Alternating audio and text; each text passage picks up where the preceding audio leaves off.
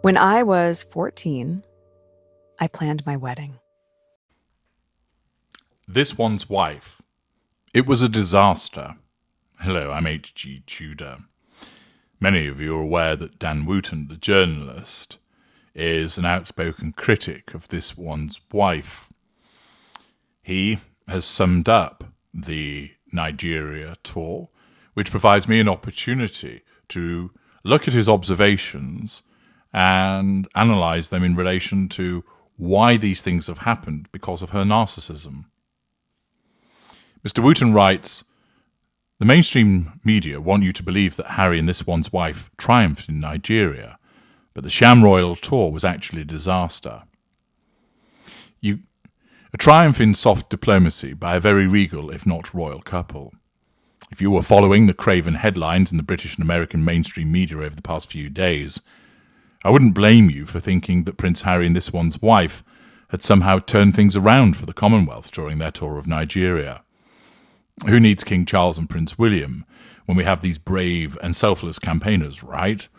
Let's just not mention they're the two most unpopular ex-members of the British royal family since the Duke of Windsor, who managed to annoy the locals and failed to raise awareness of any important issues in the poverty-stricken country.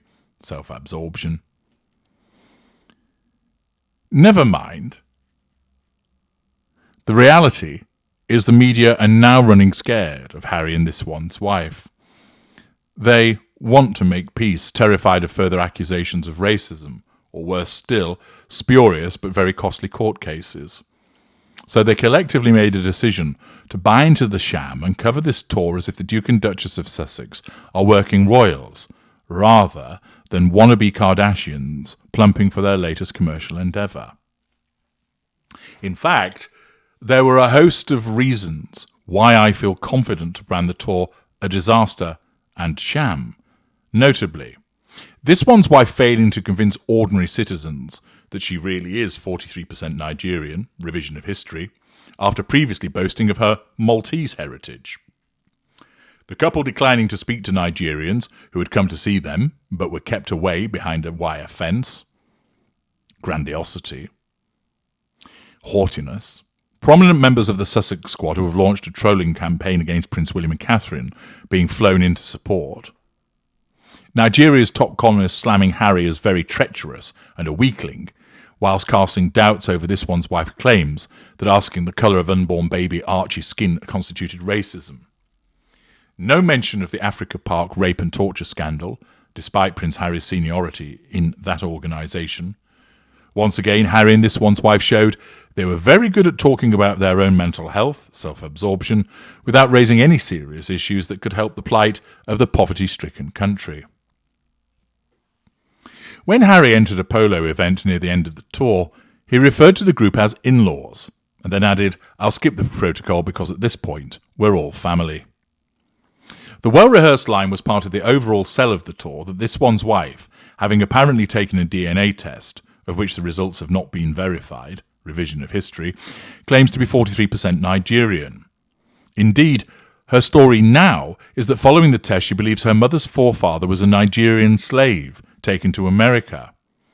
But compare and contrast that with the statement This One's Wife proudly made on her former lifestyle blog, The Tig, in 2015, where she boasted of her Maltese heritage, claiming it was the land from where her great-mother hailed.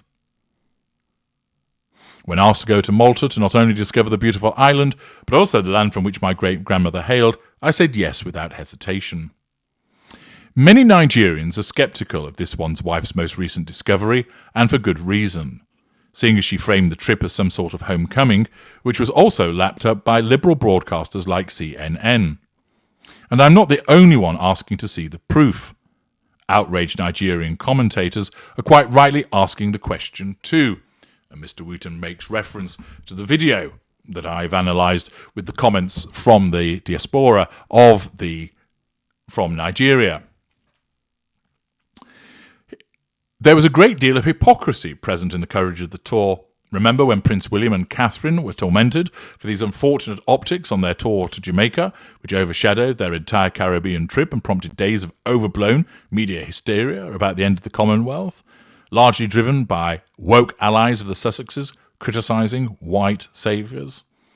Well, what if I told you the exact same thing happened in Nigeria, but Harry and this one's wife faced zero criticism from the biased mainstream media?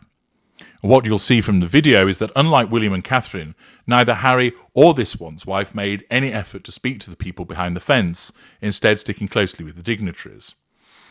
And there's a picture shown of when William and Catherine were shaking hands and talking to people through a fence for which they were criticised, and video has emerged showing Harry and this one's wife walking along, Harry turning to the people who are on the other side of the fence who are shouting, but he doesn't go and engage with them, and instead they stay with the dignitaries, ignoring them. Mr. Wooten also explains, also missing from the adoring SMN coverage was the fact that Harry and this one's wife had seemingly imported a number of prominent members of the Sussex Squad, which Mr. Wooten has previously revealed to be the biggest trolling gang of the internet age, to the tour, with whom they even interacted. This, of course, is the hypocrisy of this one's wife again, that she preaches about being kind, and then what does she do? She imports these awful individuals, poorly educated, who swallowed the Kool-Aid, and utilises them in order to make herself look good.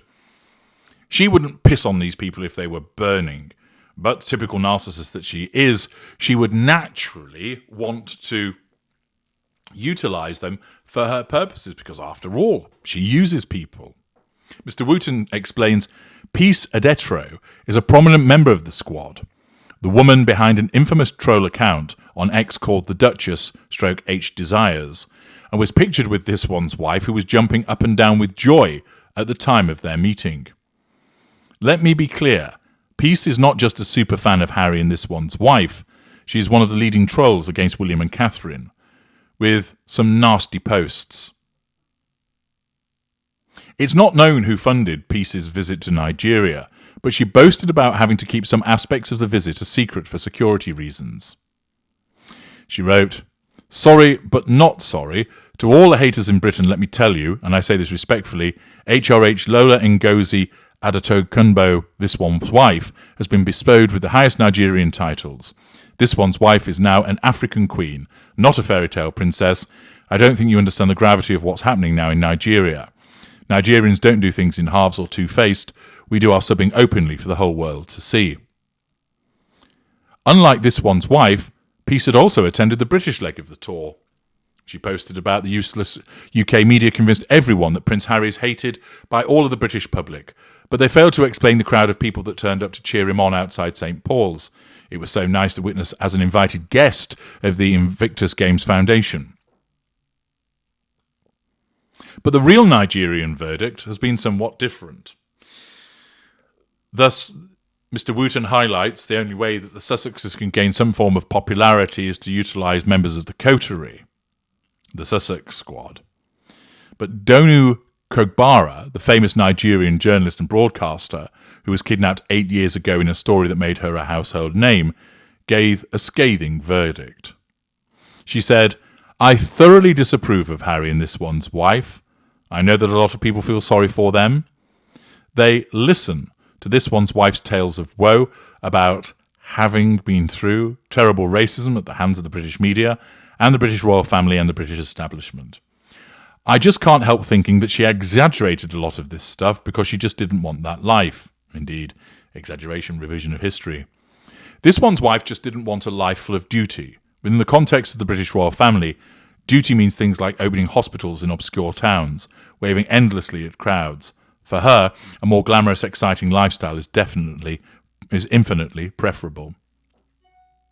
She said to Oprah, someone even asked what colour my baby would be.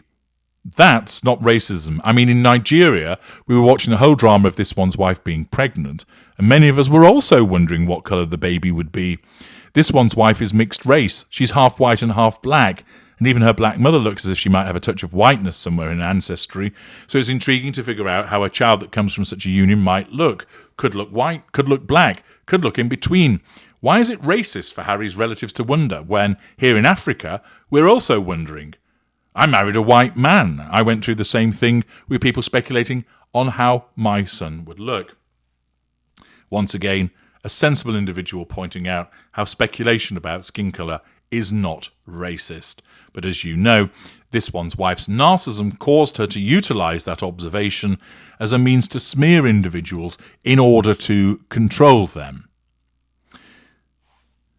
The commentator also adds, I don't understand why, if she disrespects the British royal family and the monarchy so much, why is she clinging to the title they gave her? Well, as you know, that's because of the hypocrisy of this one's wife.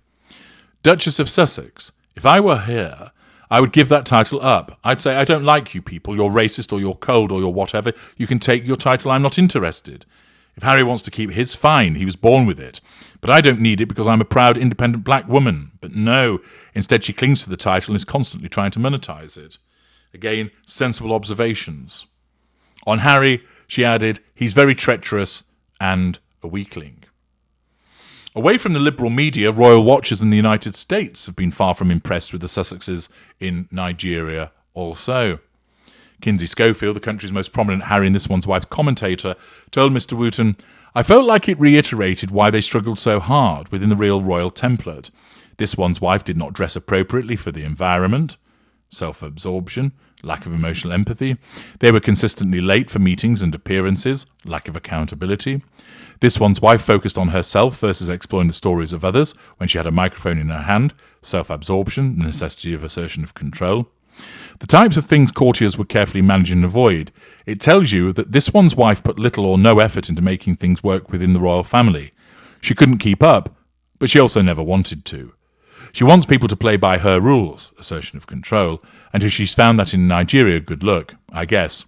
Let us know when they stop mutilating the genitalia of baby girls, or marrying off their children to perverted old men. But once again, unlike great royals of the past like Queen Elizabeth II, Prince Philip and Diana, Princess of Wales, Harry and this one's wife only had one cause in Nigeria, promoting themselves. Indeed, Harry did not even use the opportunity to address concerns about his Africa Parks charity, which has been mired in claims of torture and rape, or to promote the Commonwealth, the life's work of his late grandmother, which he had previously vowed to protect.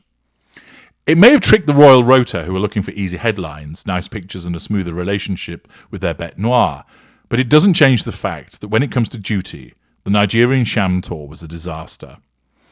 It's verging on criminal that a poverty-stricken nation of 218 million has been forced to fund the latest episode of this increasingly gross reality show, under the auspices of the increasingly overused Invictus Games. My former colleagues in the MSM may be changing tack and bowing down to these shameless grifters, but now that I'm independent, Mr. Wooten writes, I refuse to do that. After all, the future of the British monarchy and the Commonwealth remains at stake. Thus, Mr. Wooten's take on why the sham tour was a disaster and my analysis of why those things happened as a consequence of this one's wife's narcissism. There are still plenty of people that see straight through her. I'm H.G. Tudor. Thank you for listening.